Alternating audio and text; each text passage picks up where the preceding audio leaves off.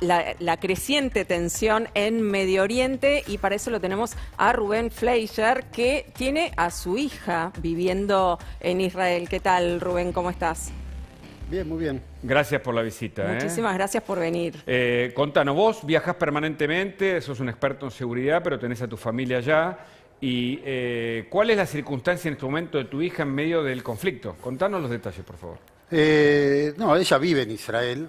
Fue ahora hace poco, digamos, fue creo que el primero o segundo vuelo después de la pandemia que viajaron, inmigrantes a Israel. Estuvo antes haciendo una pasantía.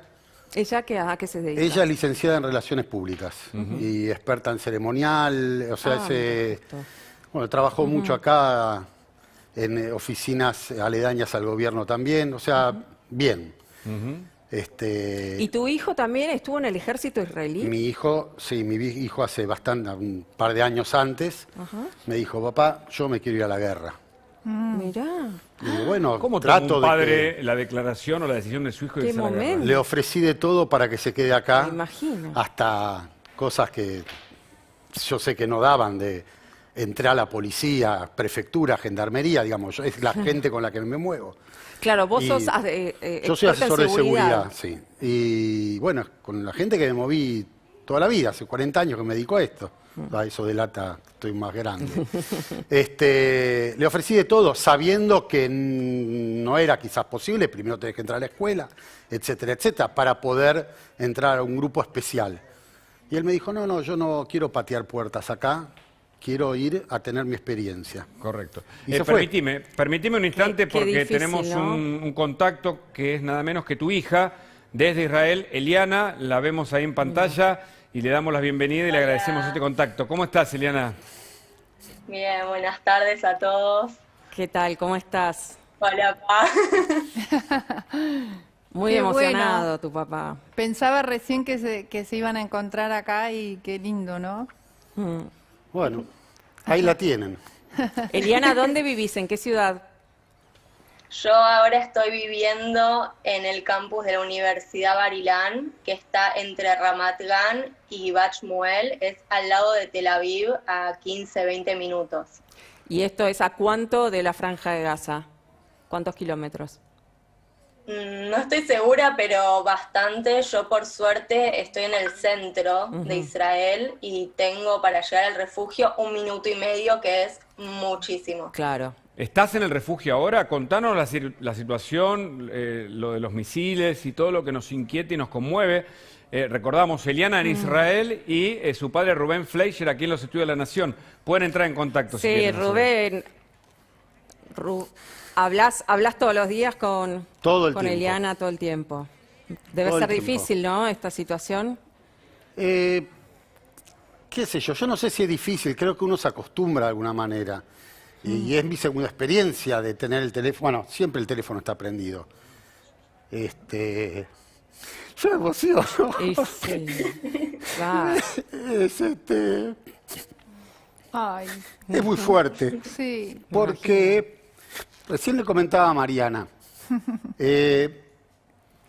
La idiosincrasia argentina no entiende qué es lo que está pasando allá. No es una guerra por territorio, no es una guerra por cuestiones económicas. En realidad sí es cuestiones económicas. Sí, siempre hay un trasfondo, ¿no? Pero económicas por el lado palestino.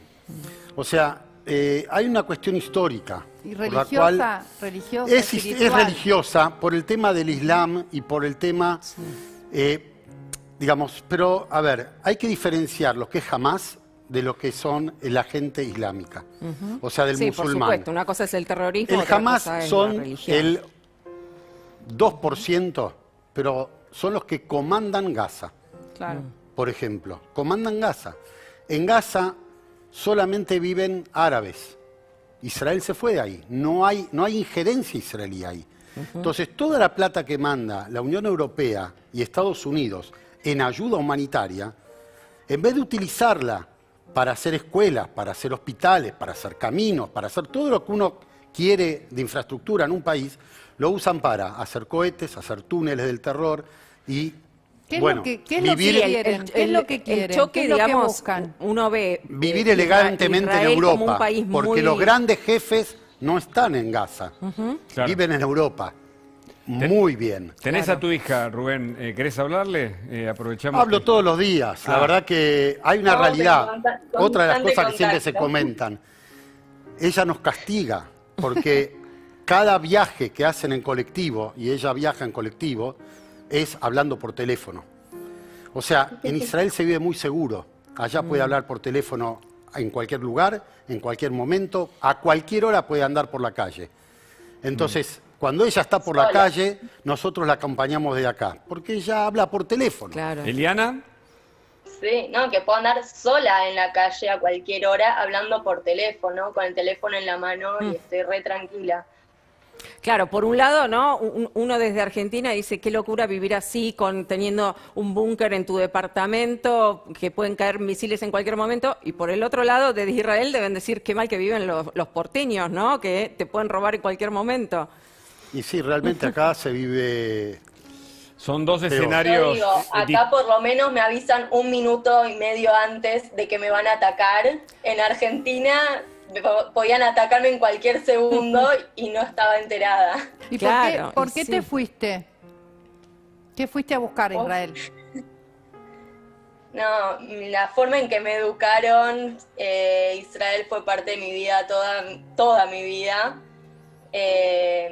Tengo una educación judía desde que nací y vine hace 2 años a probar cómo es la vida en Israel por 5 meses con un programa y estuve haciendo una pasantía, no aprendiendo el idioma porque ya lo sabía, pero repasando un poco y la verdad que dije que este es mi lugar. Ah, Me mira. siento muy cómoda acá, por más que estoy lejos de mi familia. ¿Y aún en gracias guerra? a la tecnología estoy en contacto todo el día. ¿Y aún en guerra en esta situación? Totalmente. Ujú. O sea, no tenés pensado volver a Argentina. Vine hace 8 meses, es muy pronto para decir eso, pero no creo que vuelva más que a visitar. Vamos a incorporar a Inés Capdevila, que sigue los detalles, por supuesto, con la investigación y desde la redacción de La Nación, porque hay novedades, no solo en el avance terrestre de la escalada de este conflicto, sino en el tema túneles, que además genera como incertidumbre. Inés, ¿estás ahí? Así es. ¿Cómo están, chicos? ¿Qué Buenas tal? tardes. ¿Cómo estás? Contanos lo último, por favor, en este sentido. Bueno, uno de los principales objetivos de la ofensiva aérea y terrestre israelí son precisamente los túneles, la enorme red de túneles que hay a lo largo de la franja de Gaza. Es una franja pequeña, son 10 kilómetros de ancho por 40 kilómetros de largo. Repetilo, 10 entonces. 10 kilómetros de ancho por 40 kilómetros de largo, es muy pequeño, es verdaderamente muy restringido el espacio. Bien, abajo de la franja hay toda una red de túneles que jamás utiliza para contrabandear armas, porque recordemos que Claro. la franja está expuesta a un bloqueo por parte de Israel y Egipto. Esa red llamada el metro es uno de los mayores objetivos de Israel, y ayer hubo una especie de táctica oculta por parte de las fuerzas de defensa israelí que llamó mucho la atención. ¿En qué consistió? Básicamente tipo 6 de la tarde hora argentina, 12 de la noche hora de Israel, en un tuit las fuerzas de defensa de Israel anunciaron que habían entrado con sus fuerzas terrestres a la franja de Gaza. Bien, 2 horas después desmintieron eso. Dijeron no, nosotros no hemos entrado, seguimos atacando por aire y tenemos obviamente el despliegue en la frontera. ¿Por qué supuestamente dijeron eso? Obviamente que esto no lo confirma el gobierno israelí. Los especialistas especulan que las Fuerzas Armadas israelíes buscaban con eso hacer que los militantes de Hamas buscaran refugio en los túneles de forma tal que fueran un blanco más seguro y más certero para la ofensiva israelí con proyectiles aéreos. Qué fuerte, Rubén. O sea, atacarlos ahí, ¿no? Efectivamente. Vos ayer me contabas, y después vamos a pasar un video de los misiles que los chicos mismos cuentan, pasan por las puertas de su casa. Lo estamos viendo allí. Rubén, haz tu aporte, por favor. eso es lo que estamos, digamos, lo que tiene el ejército israelí, es que es un ejército que trata de tener la menor cantidad de muertos que no sean combatientes.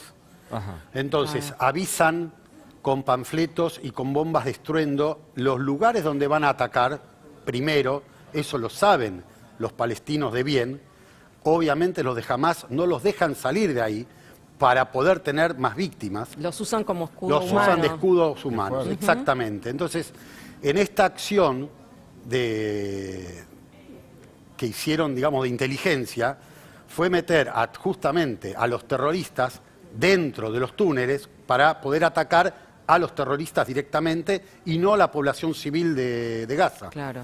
O sea, eso es algo que se utiliza ya lo usaron, estamos hablando de la guerra, sí, sí, digamos, del 48, porque no tenía nada Israel, y yo me acuerdo de hablar con gente grande que decía, tirábamos sifones desde avionetas. El sifón, cuando lo tiraban, hacía el ruido como si fuese una bomba. Claro, era un explotaba. sifón. Pero los árabes en esa época no sabían de todas estas cosas, que obviamente todos crecimos tecnológicamente, pero con eso lograban que se vayan. O sea, o iban con jeeps carrozados de alguna manera que parecían tanques, pasaban con las luces prendidas y con altos parlantes, volvían rápido con las luces apagadas y volvían a pasar. Eran cientos de tanques y capaz que eran 5, que eran jeeps que estaban carrozados. O sea, la guerra de intimidación, de inteligencia, es algo que Israel pudo usar en su momento y en este caso otra vez lo usaron para poder ir al objetivo claro y preciso. O sea, a ver, ¿cómo les puedo explicar? Poder armar toda una operación aérea y todo, y tener el que aprieta el botón diciéndole ahora, pero con 3 abogados atrás, diciéndole ahora no podés, pero tengo todo armado, no podés porque hay 2 chicos. Claro. Ajá. O lo que sea. O sea, y ellos lo cuidan mucho. Ajá. Lo Sí, de cuidan todas mucho. maneras, A ver. Sí. hubo algunos errores en estos 4 días de ofensiva. ¿Qué estamos pidiendo? Sí, claro. Entre los 200 muertos hubo 20 niños, Claro, hay 17 jamás- mujeres, hay sí. varios hombres Sí, civiles y- también. Está bien, pero digamos, en Franja de Gaza no se practica la seguridad de la gente civil. O sea, en Israel está el Domo de Hierro, están los refugios de cada casa o los públicos, está preparado para cuidar a la gente civil. En Gaza no está preparado, ni los cuidan y los mandan como carne de cañón. Entonces, cuando damos esas cifras o cuando escuchamos esas cifras, también hay que agarrarlas con pinza, porque ¿quién está dando esa cifra? Inés. Esas cifras son dadas por el Ministerio de Seguridad israelí, Ajá. Bueno, que incluso anoche aceptó que había en uno de los bombardeos había muerto una familia alrededor de las 11 de la noche, cerca de la frontera de Gaza con Israel, en el norte de la Franja de Gaza, una Sí. familia de 2 personas, un marido, su mujer y 4 Lamentable. niños.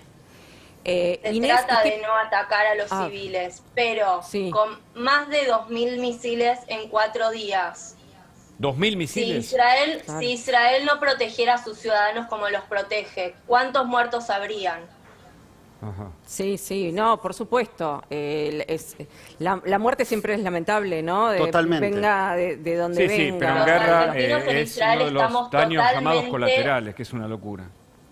Los argentinos en Israel estamos totalmente indignados con el comunicado que dio Cancillería. Ajá.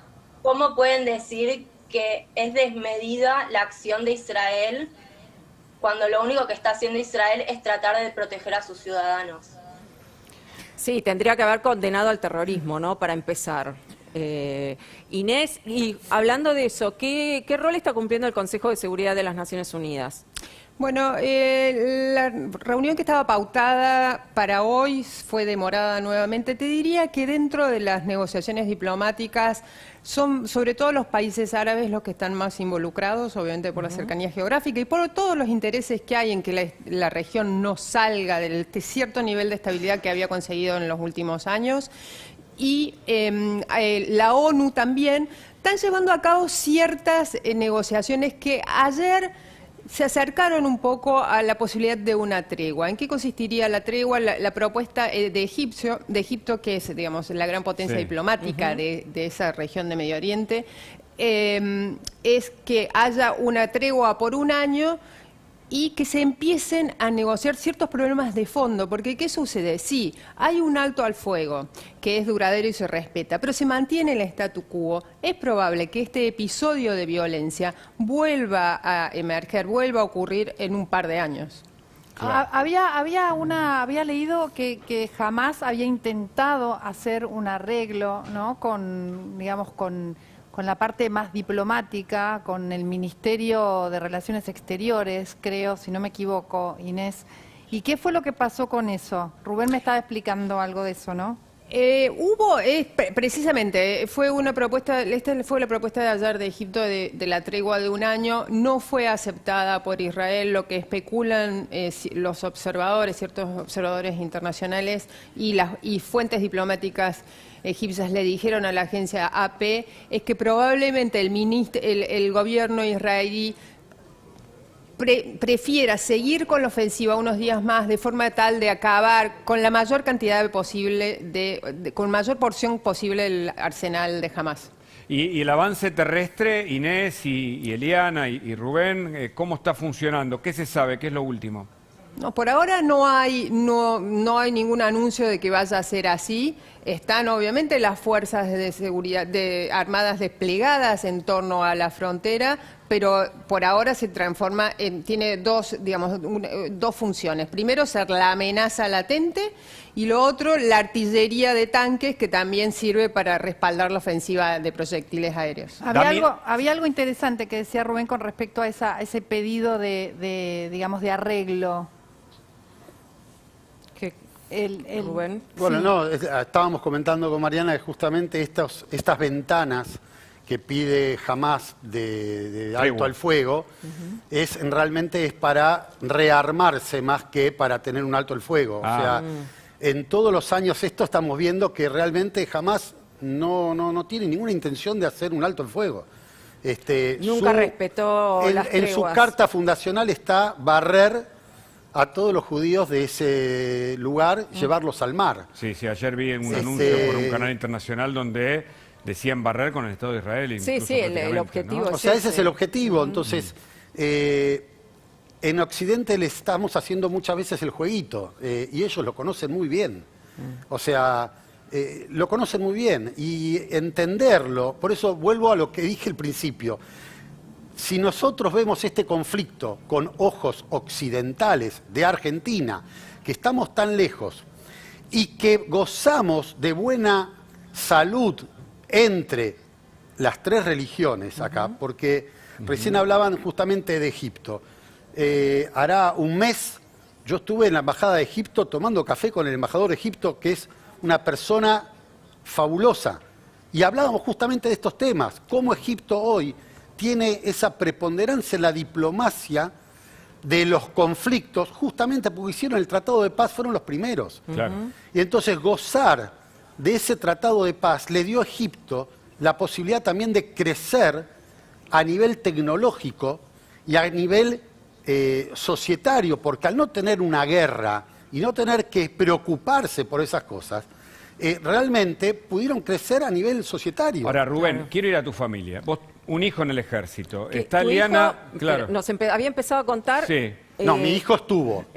Ya terminó ¿Cuánto tiempo? 3 años. 3 años. Estuvo en el ejército y ¿Tuvo se volvió. situaciones de riesgo? Y supongo que sí. Cuando uno está con el uniforme en Israel, alguna acción de riesgo tiene. A ver,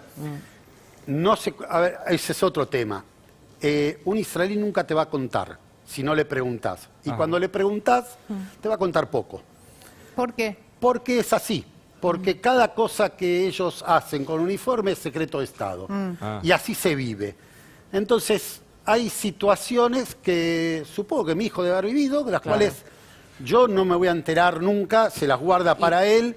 ¿Y cómo viviste esos años? ¿Tenías miedo? Con el teléfono prendido todo el tiempo. La que más miedo tenía era mi señora. Me imagino. Yo estaba, digamos, yo lo escuchaba a él contento con su experiencia, digamos. Ahora, a nadie creo que le él gusta. volvió después a Argentina. Volvió, sí, y ahora trabaja felizmente para el gobierno argentino, dando lo mejor de sí, como cuando yo trabajé para el gobierno argentino. Sigue trabajando en... No, él trabaja en otra oficina, con temas también que tienen que ver con seguridad, pero en otro ministerio.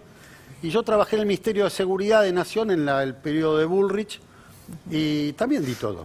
claro. Ahora, vuelvo al corazón de padre, que ve a su hija y que yo, como papá, no me imagino la circunstancia porque debe ser muy difícil. Vos estás acostumbrado, sos arduo, tenés la experiencia. La vemos a Eliana muy tranquila pero también, ¿no? ¿no le Eso pedís debe a ayudar. ella que vuelva? Digo, ¿cómo manejás eso o dejás que ella desarrolle su vida y te aguantás y te mordés frente a las preocupaciones de los datos que conocemos ahora? Yo creo que uno cría a los hijos para que después tengan su desarrollo. Y ella eligió este desarrollo en Israel. Mira, miremos esa imagen, perdón, recién la veíamos a pantalla completa. Es una imagen de un chico, vos me la mandaste, Rubén, contala, por favor. ¿Esa te la mandó? No, esa No, no, esa la no, mandé. la anterior, la de los misiles. Bueno, no importa. Pero la que el chico, la del árabe que en Gaza, que están viendo cómo pasa el camión con los misiles. Para Sí, ahora la explicarle a la pasamos. gente que nosotros, por supuesto, tenemos un montón de problemas, pero ahí está. ¿Qué es esto, Rubén? Eso es un camión lanzamisiles en la mitad de la calle en Gaza. Entonces, como ellos saben que la cúpula de hierro toma exactamente el lugar donde se dispara, explícame si vos vas a mandar un misil, porque estos son cohetes. Lo graba un chico, escuchen la voz. Eso lo graba un chico palestino.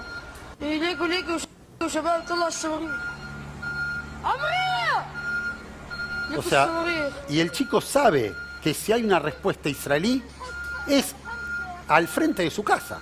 Claro. O sea que esto, que es el traslado de misiles... En el medio puede de la tener- ciudad, lo en hacen el a medio de la propósito ciudad, para que no lo sepan. exactamente. Puede tener una respuesta en este mismo momento en el que el chico está grabando. En la intifada anterior, Israel mandaba Contá que es misiles. intifada, por favor, que no toda la gente... La intifada es cuando los árabes empezaron con el tema de las piedras. Cuando tiraban piedras. Cuando tiraban piedras, que es la guerra que ellos hicieron.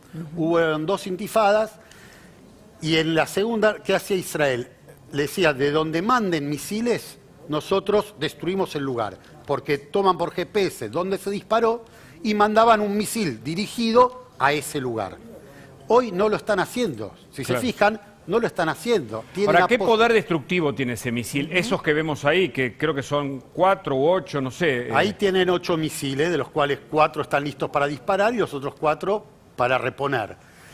No son misiles, son cohetes. Ajá. Entonces, ¿Diferencias? y la diferencia es que el misil es teledirigido y el cohete, en estos casos, lo que le pone es un GPS como el del celular y le marcan más o menos a dónde caer.